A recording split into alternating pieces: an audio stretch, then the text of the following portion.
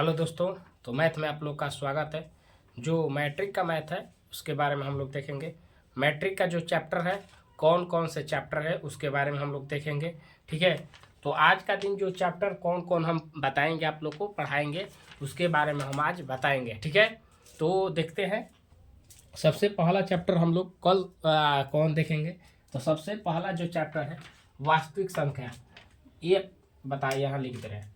ये चलेगा टेंथ जो है उसका मैथ रहेगा। ठीक, टेंथ का क्या होगा, तो टेंथ का मैथ है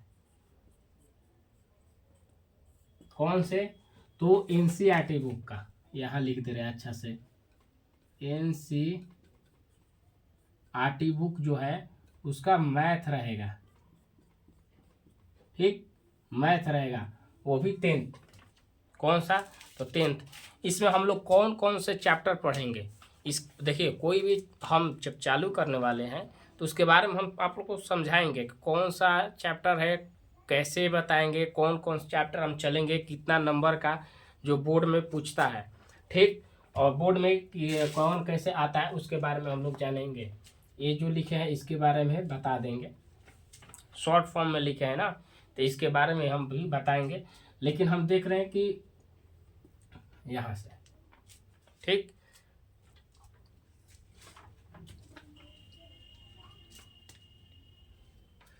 तो चलते हैं। तो सबसे पहले हम लोग वास्तविक संख्या पढ़ेंगे। कौन से, तो वास्तविक संख्या। सबसे पहले बारे में हम लोग देखेंगे, वास्तविक संख्या के बारे में पढ़ेंगे। ठीक, वास्तविक संख्या में आप लोग को प्रश्नावली 1.1 से चालू होगा।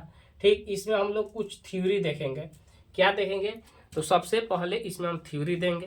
थ्योरी देने के बाद कुछ उस पर उदाहरण देंगे। उदाहरण मैंने क्वेश्चन कुछ देंगे, उदाहरण समझाएंगे। उसके बाद जो क्वेश्चन बुक का है, जो एनसीईआरटी बुक है उसका जो क्वेश्चन है उसको हम हल कराएंगे। ठीक है, तो ऐसे चलेंगे। सबसे पहले वास्तविक संख्या, उसके बाद बहुपद पढ़ेंगे हम लोग।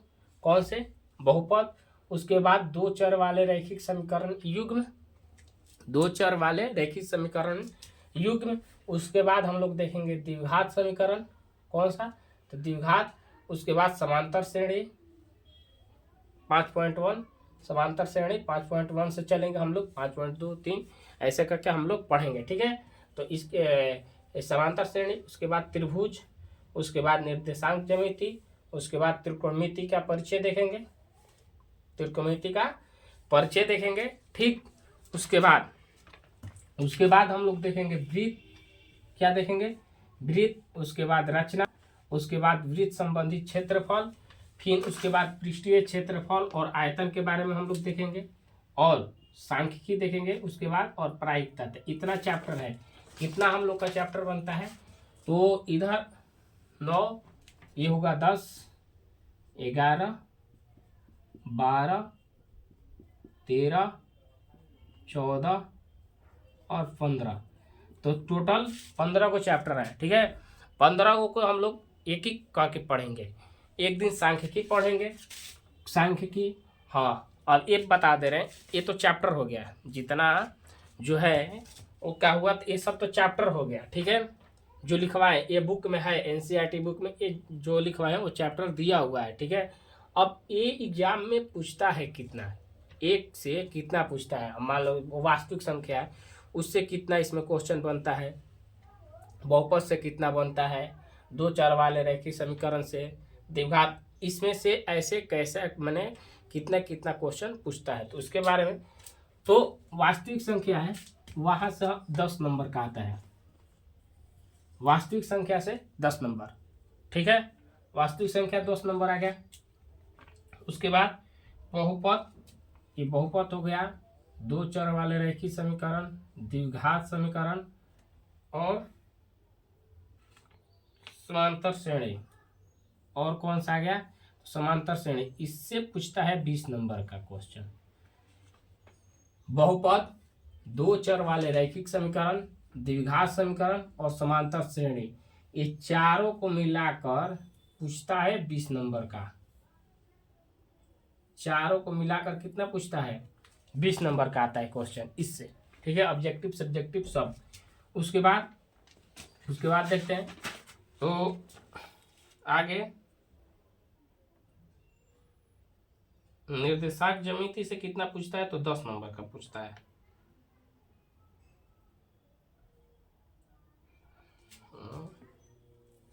हाँ, निर्देशांक ज्यामिति से कितना पूछता है, तो 10 नंबर का क्वेश्चन आता है। ठीक, उसके बाद पूछता है त्रिकोणमिति का परिचय। ये त्रिकोणमिति का परिचय और एक त्रिकोणमिति का कुछ लिखे नहीं है, हाँ एक छूट गया है यहाँ पर, एक चैप्टर छूटा हुआ है जो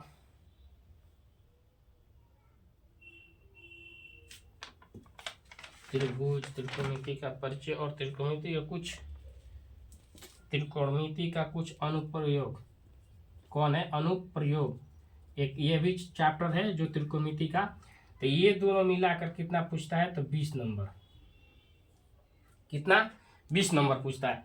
त्रिकोणमिति का परिचय और त्रिकोणमिति का कुछ अनुप्रयोग जो है उससे दोनों को मिलाकर 20 नंबर पूछता है। ठीक, तो यहाँ देख लिए कितना क्वेश्चन पूछेगा। उसके बाद देखेंगे तो त्रिभुज, यहाँ से त्रिभुज उठा लीजिए। त्रिभुज हो गया, वृत्त हो गया और रचना, ये दोनों यहाँ से त्रिभुज यहीं लिख जोड़ दे रहे। त्रिभुज, वृत्त और रचना यहाँ पूछता है 20 नंबर का, तीनों को मिलाकर। कौन कौन से? तो त्रिभुज, वृत्त और रचना के मिला के 20 नंबर का क्वेश्चन बनता है। उसके बाद देखेंगे तो उसके बाद हम लोग देखेंगे तो ये वृत्त संबंधी क्षेत्रफल और पृष्ठीय क्षेत्रफल से कितना पूछता है, तो इससे 10 नंबर, 10 नंबर का क्वेश्चन पूछता है। इससे कितना पूछेगा? इससे 10 नंबर पूछेगा। कौन कौन से? तो वृत्त संबंधित क्षेत्रफल और पृष्ठीय क्षेत्रफल और आयतन दोनों को मिलाकर कितना पूछेगा, तो 10 नंबर का क्वेश्चन यहाँ से पूछता है। और इससे भी दोनों को मिलाकर कितना पूछेगा, तो इससे भी 10 नंबर का क्वेश्चन, दोनों को मिलाकर 10 नंबर।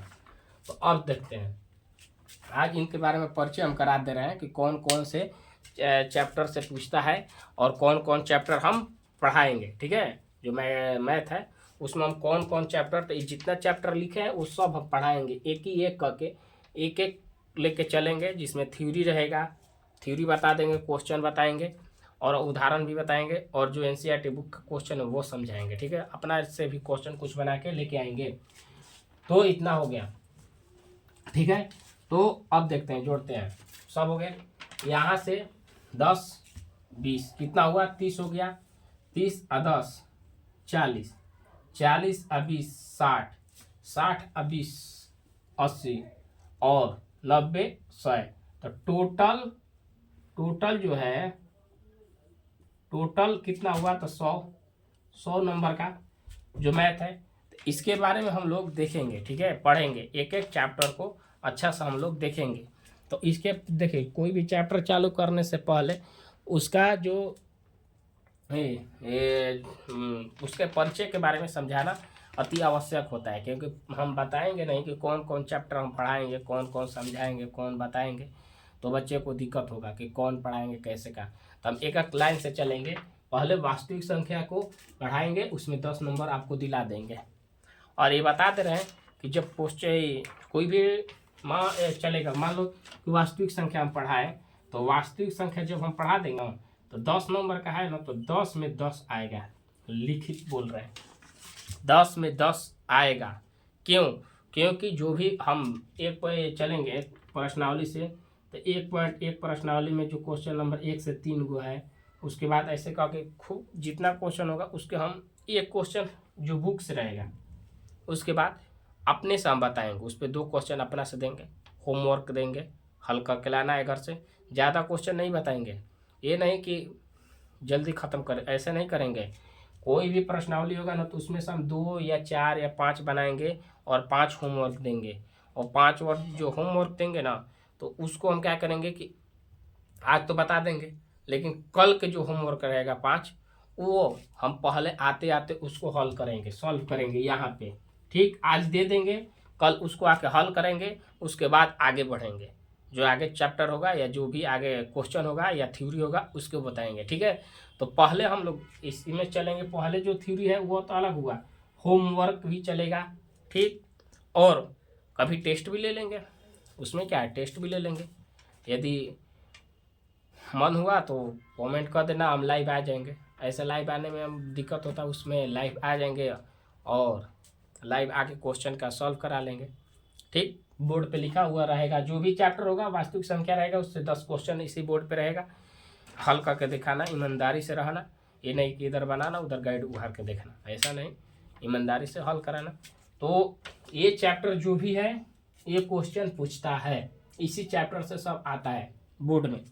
तो ये हम सब चैप्टर देखेंगे, ठीक है। तो आज से चालू करें कितना, हाँ देखेंगे। तो आज हम थोड़ा देख रहे हैं, इसमें इसको साफ कर दे रहे हैं। ये चैप्टर आएगा, एक एक चैप्टर हम लोग पढ़ेंगे और जो 100 नंबर है 100 में 100 लाएंगे हम लोग, एक भी कम नहीं, 100 में 100 आएगा।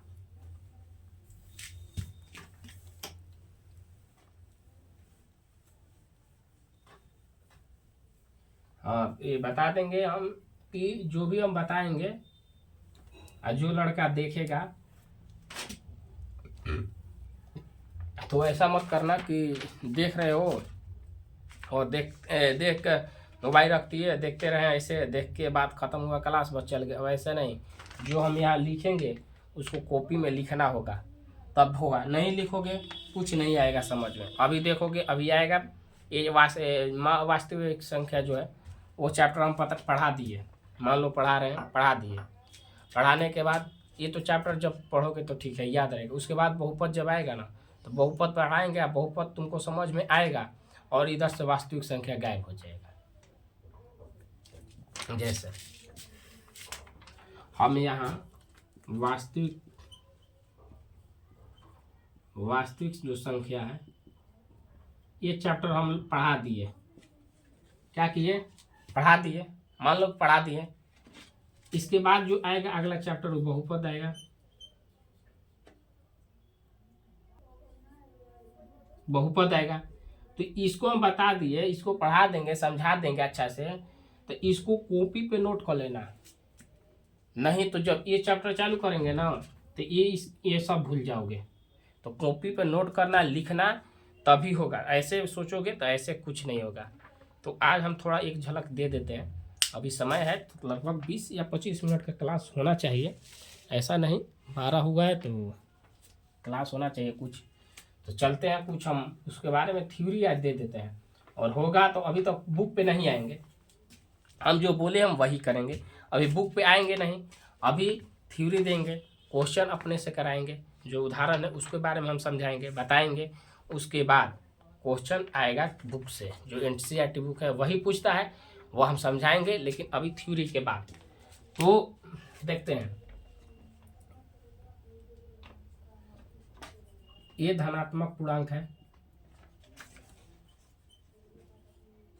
धनात्मक का है पूर्णांक है, धनात्मक पूर्णांक है, और बी भी का है धनात्मक पूर्णांक है। इसके बारे में डीप हम चलेंगे। देखिए बता रहे हैं, ये हम क्यों लिखवाए इसमें, इसलिए हम लिखवाए थे, ए धनात्मक पूर्णांक है और बी भी धनात्मक पूर्णांक है। जब हम रूट वाला समझाएंगे ना तो √3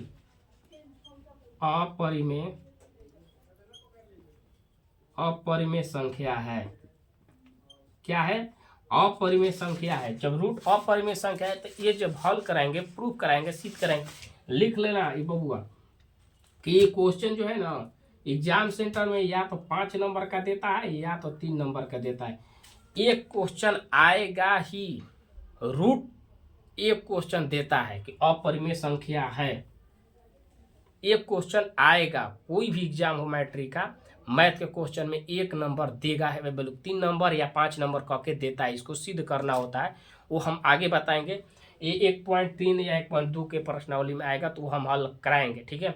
लेकिन अभी बता दें, इसके बारे में लिखा है कि ए धनात्मक है और बी, तो जब ए हम लिखेंगे ना √3 तो इसको हल करने के लिए हम लोग लिखेंगे कि √3 ए और बी, और दोनों तरफ वर्क करने पे वहीं पे आता है ना कि ए जो है, ए क्या करता है कि बी को विभाजित करता है,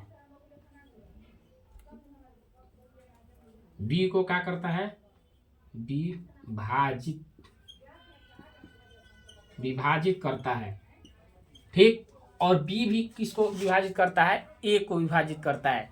तो ये जब हम क्वेश्चन लेके आएंगे तो वहां हम समझाएंगे, इसलिए हम यहाँ लिखवा दिए कि ए धनात्मक है, धनात्मक पूर्णांक है, और बी भी क्या है, तो धनात्मक पूर्णांक है। वैसे आगे जाके हम लोग इसके बारे में जिक्र करेंगे, ठीक है। सब लोग 9th क्लास का जो भी क्लास किया होगा, 9th क्लास में जो भी लड़के पढ़े होंगे उसमें √2, √3, √5 के बारे में जानकारी मिल चुकी होगी।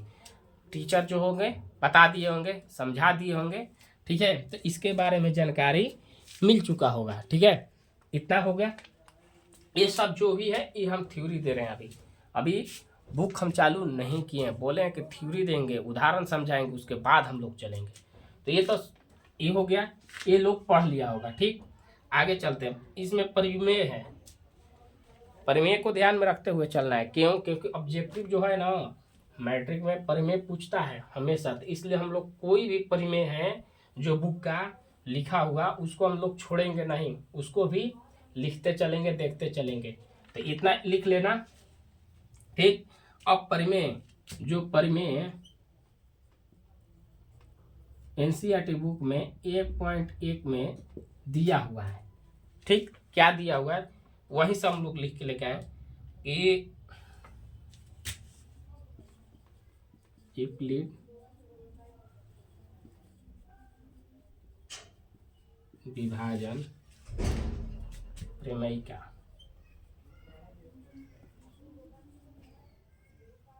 यूक्लिड विभाजन प्रमेयिका में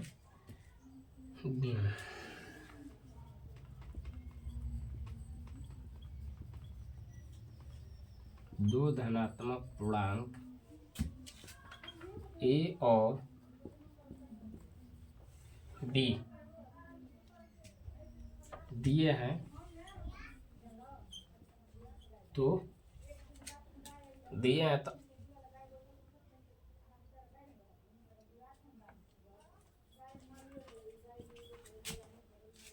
अद्वितीय,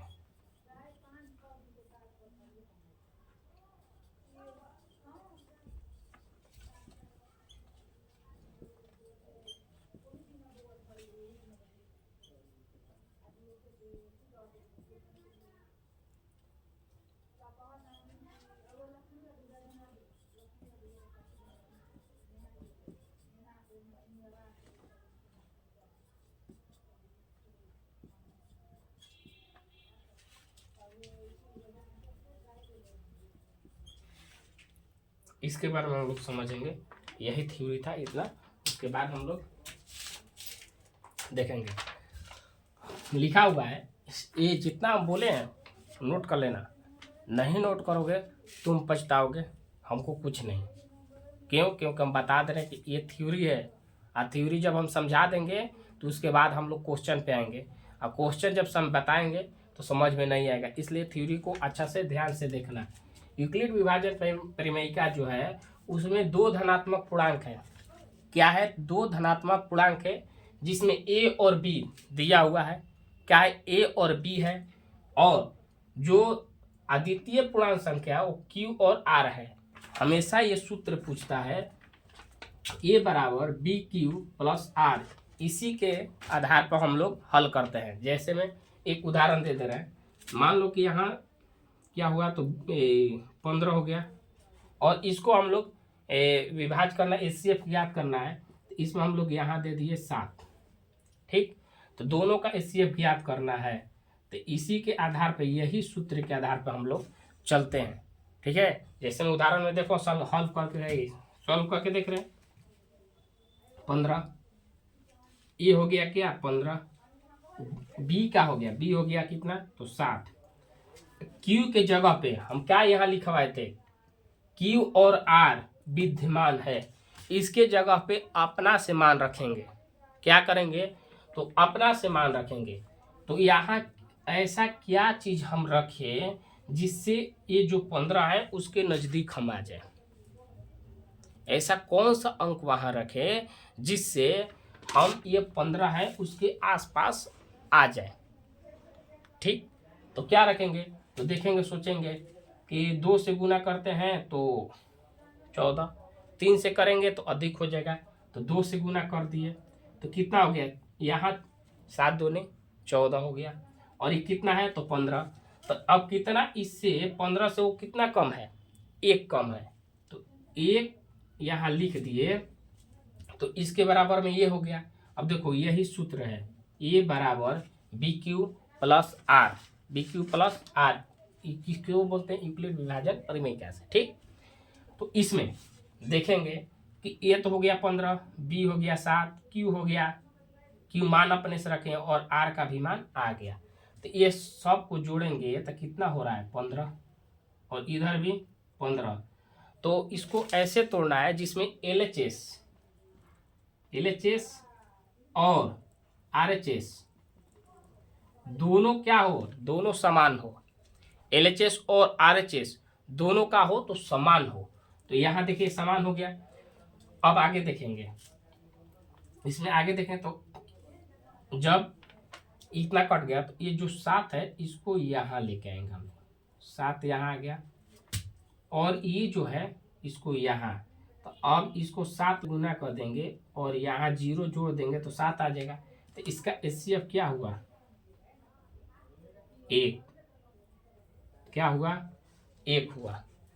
ठीक, एक तरीका 1 हुआ, एक और तरीका से समझाएंगे, पहले ऊपर से हम समझा दे रहे हैं उसके बाद हम चलेंगे। तो परिमेय एक परिमेय से हम लोग देखें तो यूक्लिड विभाजन परिमेय का है जिसमें 2 धनात्मक है ए और बी दिया हुआ है, जिसमें हम लोग को पूर्ण संख्या ज्ञात करना था, क्यू और आर अद्वितीय जो विद्यमान है, इसको हल सूत्र जो है ए बराबर बी क्यू प्लस आर, इतना हम लोग को करना था। ठीक है, तो ये सूत्र पे हम लोग और क्वेश्चन देखेंगे। यहाँ नहीं हुआ ना तो एक और क्वेश्चन बता, अब अच्छा से इधर चलते हैं। आज क्या है तो थ्योरी है, कल से क्वेश्चन चलेगा। ठीक, आज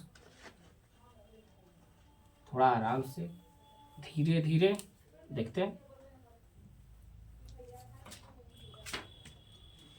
तो अभी जो सूत्र लिखे थे, क्या हम सूत्र लिखे थे, इस पे हम अच्छा से चलेंगे। ए बी क्यू आर, अभी जस्ट इस सूत्र को किए थे, इसी के उदाहरण पे हम लोग एक और उदाहरण लेते हैं। जैसे अपना से कोई भी उदाहरण ले लेंगे, जैसे हम ले लिए 21 और 5। ठीक, हम लोग को ज्ञात करना है, एचसीएफ ज्ञात करना है। एचसीएफ क्या करना है, ज्ञात करना है। ठीक, एचसीएफ ज्ञात करना है। मसा क्या, मसा महत्तम समापर्तक, क्या बोलते हैं, महत्तम समापर्तक, महत्तम समापर्तक। ठीक, मसा को बोलते हैं। एचसीएफ ज्ञात करना है।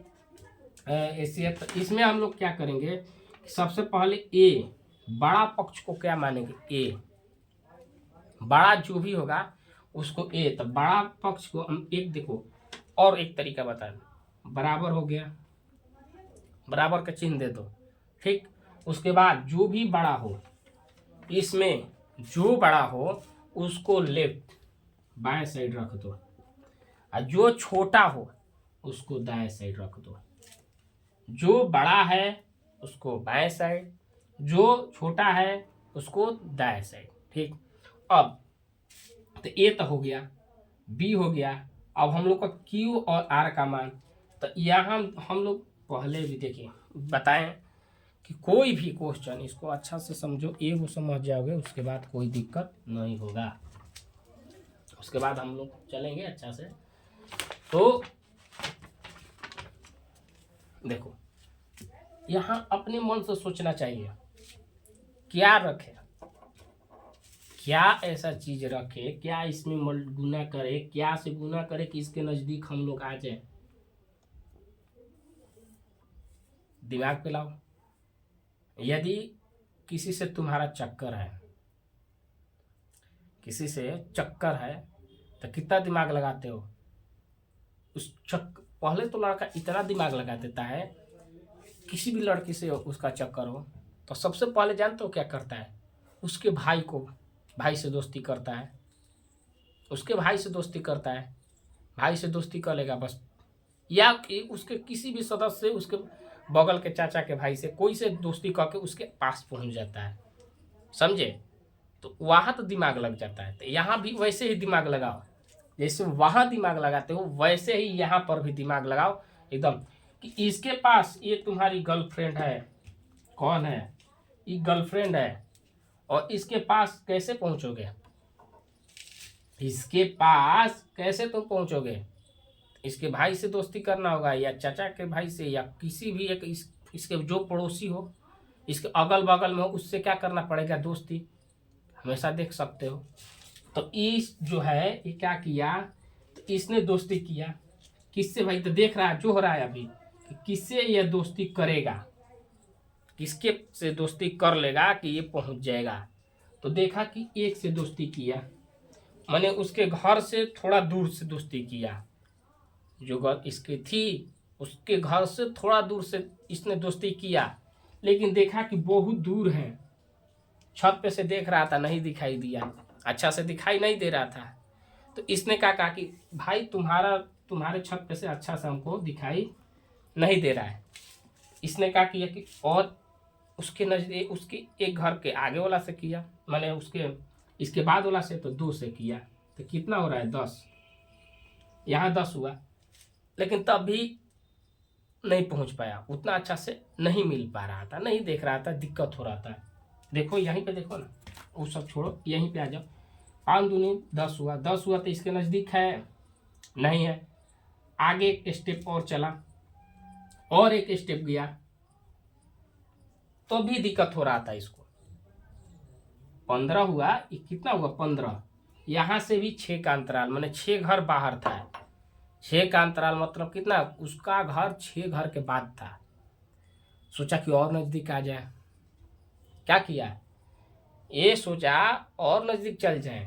तो और नज़दीक आने के लिए क्या किया, और नज़दीक आने के लिए दिमाग में ऐसे नचाता रहा कि और एक देख, तो इसने सोचा कि 4 से गुना किया तो 20, अब इसको क्या हुआ, तो एक घर ही दूर रहा, मैंने ये पड़ोसी का इसका घर, वो उसका घर, तो अब दिखने में दिक्कत नहीं, आसान हुआ। तो अब समझो यहीं पे यही मैथ है, दिमाग पर लोड मत लो, पढ़ते रहो, समझते रहो, कोई भी तुम्हारी गर्लफ्रेंड हो उसके नज़दीक जाने का यही तरीका है। तो देखो 5 हो गया, 20 हुआ, तो 20 हो गया तो इधर कितना अधिक है, यहाँ 20 हो गया तो इधर कितना अधिक है, 1 अधिक है, कितना है 1। अब देखो तो 1 जब जोड़ दोगे तो एक घर इसका ही, जो इसकी गर्लफ्रेंड थी उसका एक घर ही क्या था, दूर था, एक घर क्या माने इसके घर के बाद वो, तो इसके नज़दीक आ गया, ठीक। तो वैसे ही चलो, तो अब देखो LHS ये हुआ, LHS ये, RHS ये, दोनों सेम समान, ठीक। और ये सूत्र पर भी हमारा बैठ गया, ये हो गया A, ये हो गया B, ये हो गया Q, ये हो गया R। यही तो है यूक्लिड विभाजन प्रमेय का। यूक्लिड विभाजन प्रमेय का कौन सा है, यही है, सूत्र पर दिखाई दे रहा है, या हम लोग हल कर दिए, ठीक। अब इसको हल करना है, हम लोग को ACF ज्ञात करना था, तो ACF ज्ञात करने के लिए ये तो हो गया, समझ में आ गया। अब जो ये B है तब इसमें आगे क्या होता है सूत्र, कि अब ये B आ जाएगा यहाँ, और यहाँ CQ प्लस R होगा, क्या होगा CQ प्लस R, तो ये दूसरा पद क्या हुआ, तो यहाँ आ गया 5, और C कौन सा था, तो C ये हुआ बनेगा, तो ये C हो गया यहाँ, ठीक। Q का मान अपने से हम लोग रखते हैं, तो C मैंने कितना है, तो 1 है, और कितना से गुना करेंगे 5 से, और ये होगा 0, तो इसका HCF कितना हो गया 1, कितना हुआ 1 हो गया, समझ में आ गया, इसका HCF कितना हुआ 1 हुआ, तो ऐसे करके हम लोग और आगे जाएंगे तो यहाँ आ जाएगा सी और यहाँ आ जाएगा डी क्यू आर। आगे जाएंगे तो ऐसे डी यहाँ आ जाएगा, ई आ जाएगा यहाँ। जितना टर्म जितना होगा अंक वैसे वैसे बढ़ता जाएगा। तो सबसे सिंपल तरीका, आसान तरीका, इतना दिमाग पर जोर नहीं डालना है। ये सूत्र समझ में आ गया कैसे आया है। सबसे अच्छा तरीका ये है, देखो याद करने की कोई ज़रूरत नहीं है। याद कितना करोगे, साइंस याद करोगे, सोशल साइंस याद करोगे, संस्कृत याद करोगे, मैथ याद करोगे, कितना याद करोगे। याद नहीं करना है, केवल देखना है, समझना है, लिखो बस। वहीं ये कैसा है ना, ये तोड़ दिए, ये तो दोनों दिया हुआ है, ये तो लिखा हुआ है। जो 21 यहाँ लिखे, 5 को यहाँ से यहाँ ला दो सीधे। कहाँ लाओगे, यहाँ लाओगे, ठीक। अब ये यहाँ आएगा तो इसको भी यहाँ ला दो, ठीक। और जिससे गुना करना है आप गुना कर दो। उसके बाद मान लो कि यदि नहीं करता है, अगला क्वेश्चन बताएंगे उसमें भी, तो इसको अब कहाँ लाएंगे, यहाँ लाएंगे, इसको लाएंगे यहाँ पे, फिर इसके साथ कुछ भी गुना करेंगे, फिर ऐसे चलता रहेगा, ठीक है। अगला क्वेश्चन में ऐसे हम बताते रहेंगे, हल करेंगे तो समझ में आएगा। तो एक ये उदाहरण था। अब चलते हैं उदाहरण लेके, और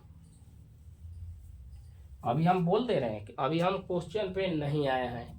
जो एनसीईआरटी बुक है उसके क्वेश्चन पे हम अभी नहीं आए हैं, अभी तो हम समझा रहे हैं, ठीक।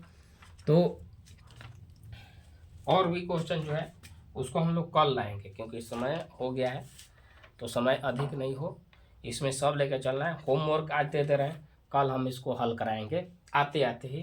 तो पहला क्वेश्चन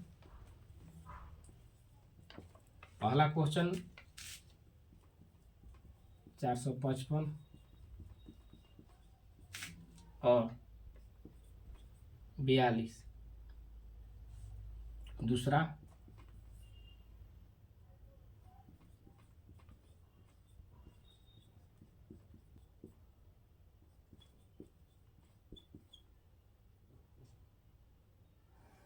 3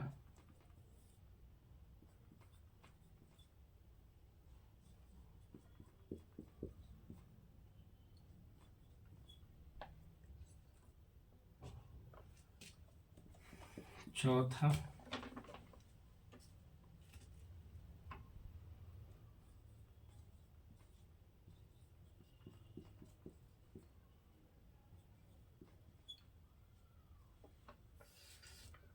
क्या ज्ञात करना है, तो हम लोग को HCF ज्ञात करना है। HCF ज्ञात करना है, ठीक। तो हम जो बोले थे वो काम कर रहे हैं, ठीक है। पहले बोले थे थ्योरी, तो उसको हम थ्योरी पहले समझा दिए, जो प्रश्नावली है। उसके बाद हम उदाहरण लेके आए हैं। ये अभी बुक पे हम नहीं गए हैं, बार बार बता दे रहे हैं कि अभी हम बुक पे नहीं आए हैं। जो एनसीईआरटी बुक है उस पर हम अभी नहीं आए हैं, अभी उसके क्वेश्चन है, ये अपना से क्वेश्चन है, उदाहरण है कुछ, इसको हम हल कराएंगे, सॉल्व करा देंगे। उसके बाद एनसीईआरटी बुक को हम बताएंगे। तो आज के ये क्या रहा सब लड़कों के लिए, ये रहा होमवर्क। कल आते आते हम इसको क्या करेंगे, तो हल करेंगे, बताएंगे। उसके बाद ये बताएंगे, और उसके बाद हम क्या करेंगे, तो एनसीईआरटी बुक का जो क्वेश्चन है, यहाँ 5 क्वेश्चन हो गया, वहाँ से क्वेश्चन और बताएंगे और लेके आएंगे। कल भी कोई थ्योरी देंगे, उसके बाद हल करेंगे, ठीक है। तो मिलते हैं कल के क्लास में। जितने भी अपने दोस्त हैं उनको, दोस्त भाई बहन सिस्टर जो भी हो, उसके पास मेरा जो लिंक है यूट्यूब चैनल बताएं, यूट्यूब जो चैनल है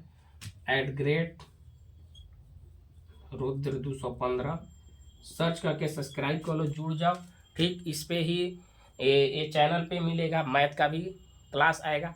और ये इसी पर जो फाउंडेशन हिस्ट्री है, प्राचीन इतिहास है, प्राचीन इतिहास के बारे में हम लोग पढ़ रहे हैं इसी चैनल पे। वो भी उसका टाइम है 10 बजे, और ये मैथ का टाइम कितना है, तो 5 या 5 बजे। इसका टाइम है 5 बजे, ठीक है, मैथ का। तो मैथ का टाइम 5 बजे, और हिस्ट्री जो पढ़ा रहे हैं उसमें हम लोग कड़क वंश तक पढ़ लिए हैं। जैन बौद्ध धर्म सब खत्म हो गया, हर्यक वंश के बारे में, सुशनाग, नंद वंश, मौर्य वंश, शुंग वंश खत्म हो चुका है, ठीक है। तो उसमें भी चल रहा है। तो ये चैनल सब्सक्राइब करो, जिसको जीके पढ़ना है वो 10 बजे पढ़ेगा, जो इसको मैथ जरूर जुड़ जाओ। वादा करें कि मैथ जो मैथ है ना, वादा कर दे रहे हैं कि 100 में 90 नहीं आया तब बोलना, 100 में 90 आएगा फिक्स। 10% माइनस कर दिए हैं अपने से, क्योंकि हम 100 में 100 नहीं कहेंगे, लेकिन 100 में 90 आएगा। पढ़ते रहो, देखते जाना, पढ़ाएंगे। तो मिलते हैं कल के क्लास में। आज तो नहीं, कल इससे भी अच्छा होगा। ठीक, तो कल मिलो।